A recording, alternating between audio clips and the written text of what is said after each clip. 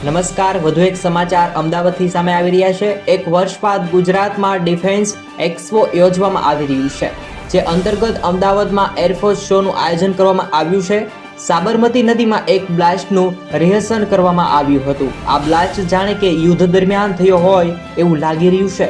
અચાનક આ વિડીયો પણ સોશિયલ મીડિયામાં તહલપહલ મચાવવા લાગ્યા હતા। અચાનક લોકોમાં પ્રશ્ન થયો કે આ શું થયું છે।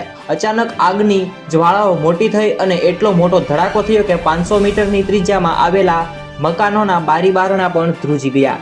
18 ઓક્ટોબરથી 22 ઓક્ટોબર સુધી રિવરફ્રન્ટ પર સાંજે 4 વાગ્યાથી 6 વાગ્યા સુધી એર શો યોજવામાં આવશે। આ એર શોને લઈ અને એરફોર્સ અને આર્મી દ્વારા રિવરફ્રન્ટ પર રિહર્સલ કરવામાં આવી રહ્યું છે। વધુ આ વિડીયો વાયરલ થયા છે। તો બસ મિત્રો, આજના સમાચાર આપણે અહીં સમાપ્ત કરીએ। આ વિડીયોને લઈ તમારે કંઈ કહેવું હોય તો કોમેન્ટ બોક્સમાં જણાવજો। ધન્યવાદ।